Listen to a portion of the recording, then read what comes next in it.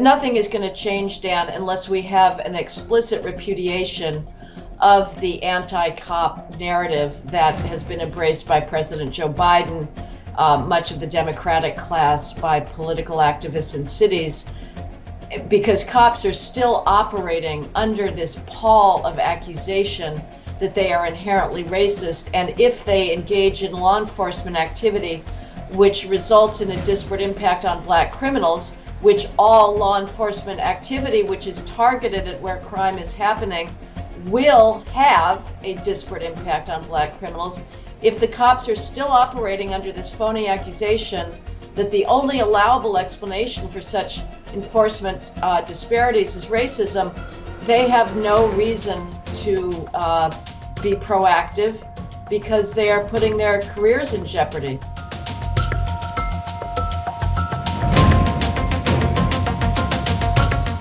Welcome to another episode of Counterculture, the show that stands at the intersection of reason and faith in the battle against sentimentality. In the last 3 years, we've seen the federal government ratchet up the scope of its assault on Americans' individual liberty.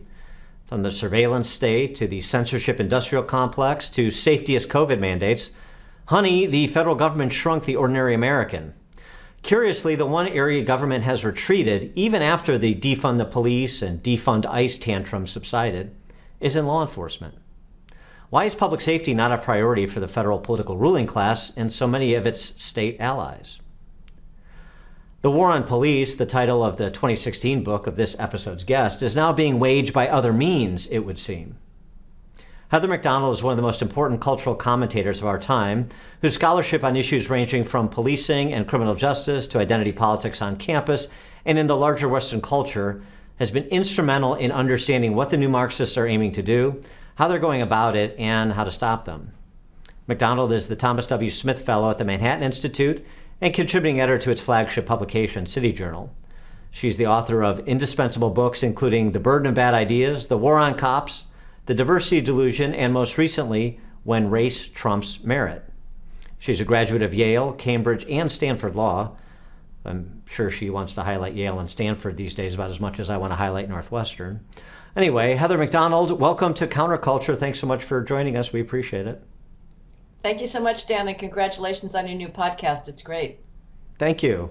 I mentioned the war on cops that you wrote so eloquently about a few years back is being waged by other means now. It's not the formal defund the police or defund ICE anymore. It's open the borders, open the prisons, end cash bail, as we did in my home state of Illinois. It's alternate means to do some of the same things that were being advocated during the height of the riots in 2020, isn't it?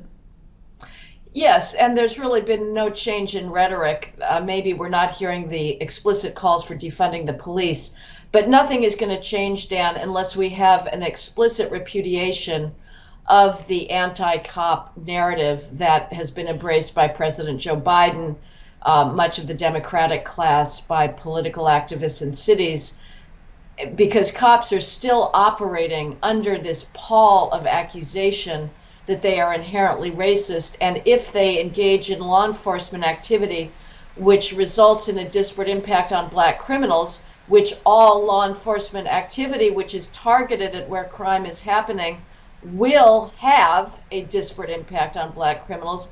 If the cops are still operating under this phony accusation that the only allowable explanation for such enforcement disparities is racism, they have no reason to be proactive because they are putting their careers in jeopardy. Does it matter? Does the scholarship on this topic matter? Do you think it carries any weight? Harvard economist Roland Fryer and others, yourself included, who've looked at the data on policing, and even if they were predisposed to believe the narrative that there is this undercurrent of racist cops that is resulting in maltreatment of blacks, disproportionate maltreatment of blacks, so it's particularly targeted racially. Roland Fryer and others, they can't find any evidence to support that claim, even though they were predisposed to believe it. But it doesn't seem like that is welcome at all in the conversation about what to do about public safety. Data don't matter, bodies don't matter, Dead children don't matter. Nothing, Dan, matters to the dominance of this insane narrative that everything in our world today is explained by white racism, above all in the criminal justice system. It is unfalsifiable. It is the point at which the entire left-wing ideology revolves around. And you can point out the fact that the police are responsible for a minute portion of Black deaths. Black deaths are way out of control. There's dozens of Blacks who are killed every single day in the United States. That's more than all white and Hispanic homicide victims combined. They're being killed overwhelmingly, almost without exception, by other Blacks. The police have nothing to do with that. Black children are getting gunned down in drive-by shootings because there is no more consequences, especially after the George Floyd race riots, for criminal behavior on the part of Blacks. So Black children, toddlers, are being gunned down in their beds, in their front yards, in their parents' cars, at birthday parties, in parks, by these barbaric drive-by shootings, by these out-of-control, unsocialized youth. And it doesn't matter. We're told constantly to say the names of these criminal thugs who are our sole civil rights martyrs these days. Meanwhile, the dozens of Black children who've been gunned down are out of sight, out of mind. We have never been exhorted to say their names. Why? Because their killers are Black, and therefore they are of no use to the narrative. So yes, Roland Fryer can come out with the data. I can come out with the data. Anybody who looks at federal crime statistics, or if their local police department is so bold as to continue publishing racial crime data, which is being put out there less and less because it's the only way to discredit the phony racism narrative, because it will show that Blacks are both the overwhelming portion of Black criminals and the overwhelming portion of victims. And so what are the police supposed to do? These are the facts that are given to them. They don't want it. Every time they get a shots fired call over the police radio, the cops are hoping against hope that for once they will be given the description of a white suspect. And it virtually never happens in our big cities. So the data is overwhelmingly unambiguous, and yet it doesn't matter, because the idea that America is characterized by white racism is embraced not just by Black activists, but by white elites as well. Right. It's reminiscent of the way we talk about the achievement gap in K through 12 education. It's the same people that have been in control. They've been in control for a long time. In big cities, 100 years in some cases, like in Chicago. And none of that matters. The performance doesn't matter. It's always a moving target. If it's a Black on Black crime, well, then we have to look at institutional racism. If it's an achievement gap in AP test scores or SAT scores, then we have to look at sort of the institutional context, even if the school system, the teacher, the county, the city, the state is all lorded over by Black politicians or Black and white politicians who share the same philosophy. It just doesn't matter. And so, I know a lot of people are sort of want to throw up their hands and they just become nerd to this, but it seems to me we can't do that, because you can't, first of all, just morally, you can't allow for so many neighborhoods in big cities to essentially burn down around you and think that it's not going to impact you, number one. And number two, you just can't have a significant portion of every generation, successive generations, that are unable to compete or unable to behave in a civilized manner and have a free society, right? Well, first of all, it would be an advance if we could universally agree that there is an achievement gap. That's also kept off stage, so that we look sort of further down the line and we say, oh, well, There's not 13% Black representation at Google among its computer scientists, or there's not 13% Black neurologists in this lab working to find a cure for Alzheimer's disease. Therefore, the only allowable explanation is that this is a racist neurology lab or a racist Google that is discriminating against competitively qualified Black computer scientists or competitively qualified Black neurologists. That's the predominant narrative. If we're supposed to, the most contorted narrative is about college admissions, because on the one hand, we hear correctly from college leaders, if you don't allow us to have vast racial preferences, we're not going to be able to meet our diversity goals. At the same time, there's incredible denial that racial preferences even exist. And that if you say that, well, the odds are that any given Black student is there because of racial preferences, when that's what we've been told by the administrators, i.e., if you don't allow us to have racial preferences, we're going to be like culpably, horribly, intolerably white and Asian, then you're supposed to pretend that they don't exist and that there's no skills gap, and any deficit in Black representation is by definition the result of exclusion and discrimination.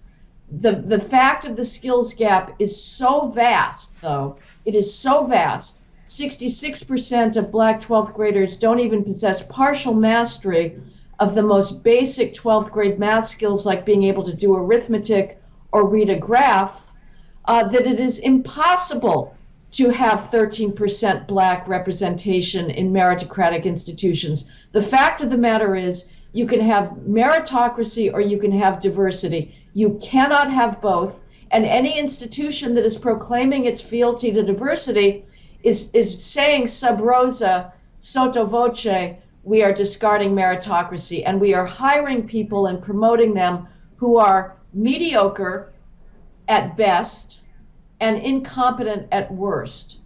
This is going on now in medical schools, even worse than I had thought. The Blacks are, of course, crashing out at the bottom of their classes because they've been admitted to schools for which they are not competitively qualified. They would be qualified for other medical schools, but they're inevitably catapulted into schools for which they're not qualified. And now we're going to be on another crusade to water down medical education, to remove the accomplishment, skills, and performance gaps in medical school, to pretend that Blacks are all equally qualified. So, but as far as, I'm kind of interested to hear you say, Dan, that there are people that are sort of throwing up their hands and saying, well, to hell with this, there's nothing more we can do. In my impression, whites are sort of endlessly willing to say, it's up to us to close the achievement gap. I get asked all the time, what can we do about the achievement gap? And I'm frankly a little bit more in the camp of the people who you describe, which is that we, so-called, have been trying for decades to close this gap. There's really nothing much more that can be done from the outside. The closing of the gap, if it's going to happen at all, has to come from within the pathological inner city Black culture.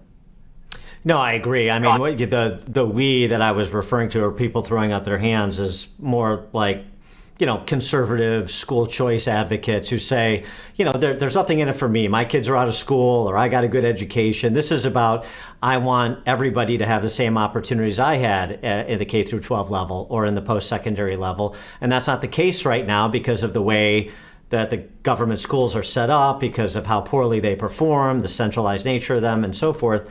But at some point, when you try to say, I want to provide a path for you to have the same things that I had, and you get called a racist, you say, well, okay, well, then I'll withdraw, and you guys figure it out. But the problem is, you can't insulate yourself from the consequences of what we know those systems will produce. And so we're in this trick bag, right? That's true. But as I say, and you're absolutely right, you are being rational, you are being forward-looking, you're being future-oriented, and saying overcome your emotional response because it's ultimately self-destructive. But let's all be honest that if this problem doesn't get solved, it's going to hurt all of us.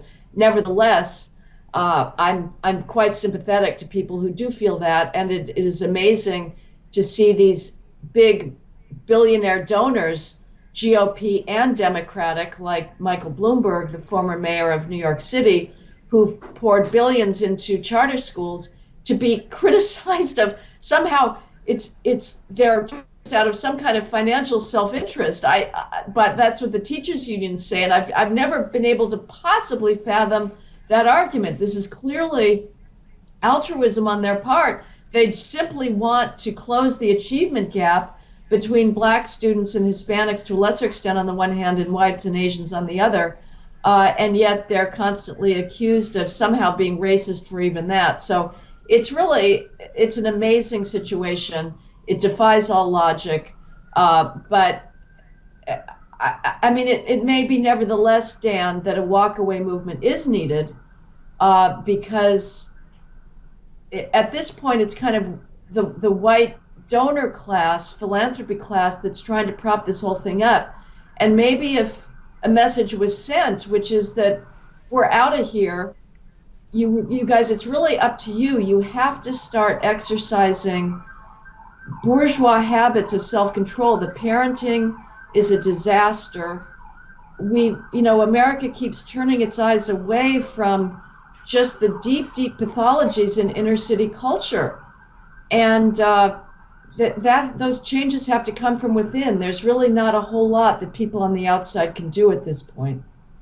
I think maybe some people are, again, a bit confused too, particularly sort of the passive member of the clerisy who's got a nice job, lives in a nice house in the suburbs, is content with the government school his kids go to. And he sees Larry Fink at the New York Times Deal Book Conference telling Aaron Sorkin how we have to force this down. We have to impose. And you have James O'Keefe getting a whistleblower copy of a Zoom call from the CEO of IBM, who's an Indian American gentleman, talking the same thing that Larry Fink said. We have to impose. If our people don't meet the increase in the number of Black and Latino consistent with the larger population, then they don't get their bonuses. They may get fired. And say, well, wait a second. Larry Fink is a billionaire. This guy's the CEO of one of the big computer consulting companies in the West. And if they think that they can impose diversity without still being bottom line sensitive, because they have to be for their shareholders, then why can't it work to just impose this from the top down with noble-minded, white man's burden-oriented CEOs and plutocrats like a Larry Fink? Well, it would work if there's a complete cartel and everybody agrees to start hiring and promoting mediocrity. But even if that were the case, there's still China. There's still firms outside of this country who are not encumbered by this diversity insanity. And we're seeing that already in the STEM fields, where our federal government has been demanding that cancer research labs, that oncology labs, that people doing very sophisticated physics, computer science, they all have diversity mandates that are promoting, again, mediocrity. I cannot say it enough, Dan. With the academic skills gap, you cannot have a diverse science research lab without hiring mediocre scientists, because they're simply not in the pipeline. Every year there's maybe 1% of Black PhDs in various firms, and yet in various academic fields, in the STEM fields, various forms of physics, of biology, of chemistry, 1% at best. So the expectation that every science lab is going to be 13% Black scientists is completely incompatible with the facts. China is racing ahead in technology. It is already way ahead of us in various critical technologies for military dominance, in the nanotechnologies and various artificial intelligence technologies, because it doesn't give a damn about the sex and the race of its top scientists. It throws everything it's got at its students. It doesn't shut down gifted and talented programs in the name of racial equity. It doesn't destroy advanced math learning, accelerated math classes in the name of racial equity, the way we're doing here. We're keeping our best math talent behind. We're dragging them down in high school education because we don't feel like there's enough blacks and Hispanics in advanced calculus high school classes. So we would rather destroy the potential of our best math talent than live with some ongoing, either temporary or perhaps permanent, who gives a damn, racial disparities, and we're willing to let China eat our lunch. So yes, Fink can have a cartel and say we're all gonna, play this racial charade. There'll be smaller firms, I hope, that will say no, we're only dedicated to merit, and will be able to compete. But obviously, the big firms have huge advantages of size and organization. But as I say, outside of our borders, there are countries who are still dedicated to merit, and they will crush us if we don't get our act together soon. So a lot of people ask, so where does this end? What does the end look like if we stay on this path and at this pace, more or less, of race trumping merit, to borrow from your latest book? What does the end look like for America? The end. It looks like the end. It looks like the end of American dominance. I don't know. Sometimes I get the sense, Dan, talking to people, that they don't really understand the importance of excellence, that Americans have sort of gotten indifferent to accomplishment. Merit matters. It matters both as an incentive for people to try and develop the full capacity of their human talents, but it certainly matters for all of civilization. We couldn't have achieved the incredible triumph over our natural condition, which is poverty, premature death, famine, squalor, cold, disease, mutilation, bodily tragedy, without rewarding success and saying that there is intellectual excellence, that some people are better at doing math and at engaging in abstract thinking than others, and that science should not be based on the identity of scientists. Science is not about scientists. It's about an abstract language of natural accomplishment and understanding. And there's not a black way of doing physics, although that's what we're now being told. And I can tell you, if that's what we're being insisted on, it's going to mean worse physics, because the only reason for this preposterous conceit is that we don't have enough competitively qualified black physicists. Now, are there competitively qualified black physicists? Of course there are. There are individuals in every group who outperform not only their own group, but those of others. There are thousands of black scientist students who are way outperforming white and Asian science students. But we shouldn't expect equal outcomes at the end of the line when we have these massive academic skills gaps. Maybe what we need to do is come up with like a DraftKings or a FanDuel for like STEM and the humanities, because maybe if people were able to bet on them, place wagers like they do on the NFL, where they actually do care about meritocracy, where they actually do care who the best quarterback on the field is, maybe that would help them make the connect that they're not making between the rest of, between the bread and circuses that they enjoy so much and the stuff that is too dry for them to take much interest in. I don't know. Maybe somebody smarter than me will come up with a way to do that. I wanted to just get to the same sort of conversation about meritocracy, but in higher ed, and not on the student side, but on the administrator side, the university president side, since that's all the rage right now. Why does Liz McGill get ousted at Penn and Claudine Gay survives at Harvard?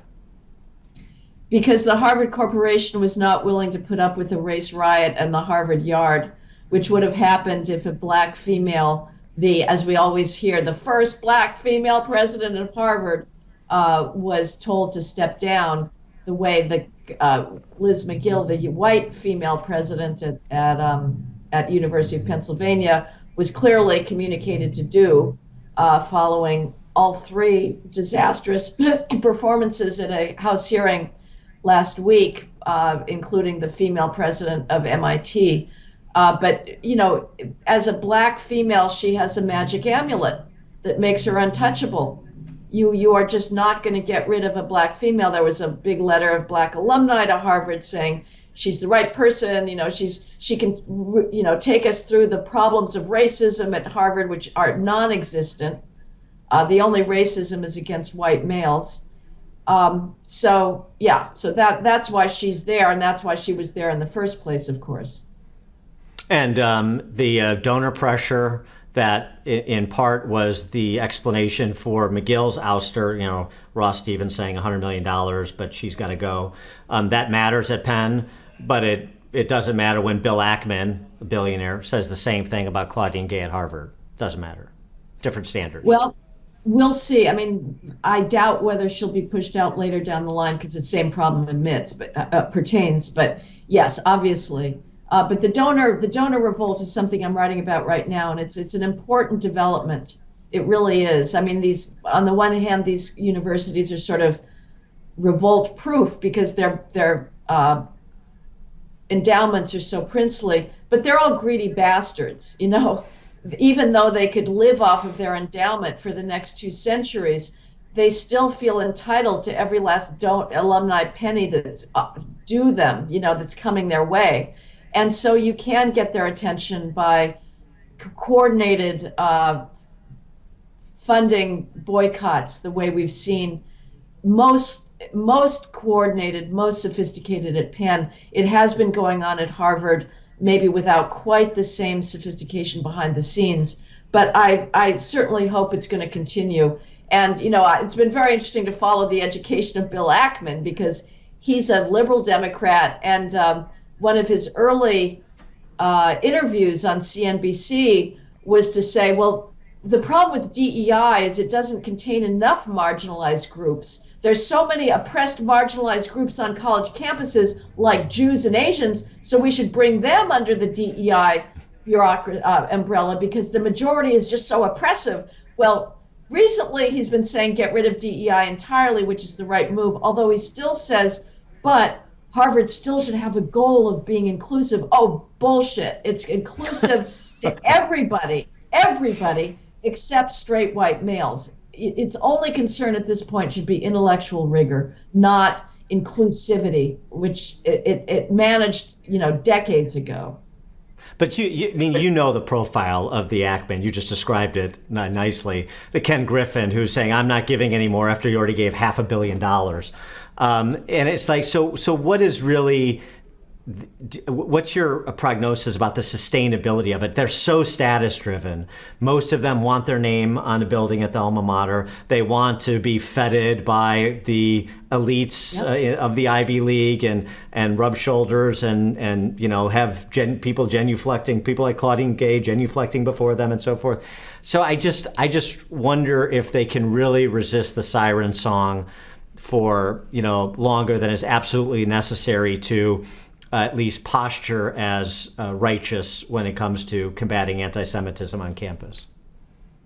You're absolutely right. And I would also say the problem is not anti-Semitism, it's anti-Westernism. But I had a big donor to Penn say to me, you know, we were all guilty. We gave them the rope to hang us with, but let's be honest, we all wanted our children and grandchildren to get into Penn. And if any donor tells you that's not why he's giving, he's not telling the truth. So yes, this disgusting power that they have through their admissions and their prestige granting power is very, very hard to overcome. And also, you know, all of these institutions have been getting huge letters of support from their alumni, and we're going to face a tipping point if we're not already there, which is that there's going to be at some point a critical mass of alumni who are the product of the identity-based institution, and they will be all on board the diversity agenda and the idea that to be intersectional on a college campus is to be subject to relentless oppression and harm and pain and suffering. So, the window to change things is very small. I do think that a lot of these donors, because of the anti-Semitism sort of point of the spear, have had a very quick and belated education, something they should have known decades ago. I'm not the only one who's been writing about the university. There was no excuse to be taken by surprise by this, as some donors were. Ken Griffin said plaintively to the New York Times about the students that said Israel is uniquely responsible for its own being a victim of terror attacks. How did people end up so twisted? Oh, Mr. Griffin, please, why don't you have read the course catalog at Harvard? Read their ethnic studies departments. They're simply parroting the universal language of college victimology studies. So some of the donors, though, I think have had a quick education, and it's going to be a battle from here on out. Just thinking about this, and you wrote a lot about this in The Diversity Delusion, but thinking about it from pre-K through post-secondary and in the graduate schools too, as you're talking about med schools, certainly law schools. If you're a parent or just a concerned citizen, and you only have so much time to devote to trying to fight the good fight against these pathologies, do you concede your alma mater? Do you concede, the Ivy League and with their $50 billion endowments, like you said, that can underwrite their activities for centuries? And do you focus on your local government school? Do you focus on your local Catholic school or Christian school? Because some of those small private schools are under the same assault from social justice Catholics or social justice evangelicals. Where do you say, I've got this amount of, where does Heather McDonald tell somebody who says, I've got this amount of time, I want to put in the fight, I agree with what you're saying, where do I do the most good for the time and energy I have to advance this flag for basically for Western civilization? Should I be fighting the books in the K through 6 system? Should I be trying to get Shakespeare in and genderqueer out? What should I be doing? Boy, that is such a tough question, and I'm going to hope that maybe you have the person that's asking the question has an instinct of, well, what feels most relevant to you? What makes you most passionate? I guess if I were just to try and quickly think this through, I would say probably local is best. And we know that the universities are really, really bad, but a lot of students do arrive there already fairly well versed in the language of oppression and victim studies. So I guess, you've got to start young. You've got to fill your children's heads with beauty. Fill your children's heads with great language, with the great children's classics, with the great classics of literature, to make them impervious to the hatred that is going to be coming at them for the rest of their education lives. So yes, if you can create little islands to perpetuate the great legacy of Western civilization, to keep these books alive, because if we stop teaching and reading them, they die. And that's our guilt, that we have a responsibility towards the past to keep the beauty, the sublimity of Western literature, of art, of music alive. It dies when we're not listening to it and reading it. So yes, I would start in the Christian classical academies or the secular classical academies, homeschooling, the Benedict option that Rod Dreher talked about. That is completely plausible and defensible as far as I'm concerned, which is to just say to hell with the culture at large. We have to create islands of respect for tradition, of love for the past, of love for greatness, of honesty about the past, of course. So, yeah, I guess starting young. But on the other hand, it's hard for me to give up on the universities completely because I loved being a college student. I love being a student generally.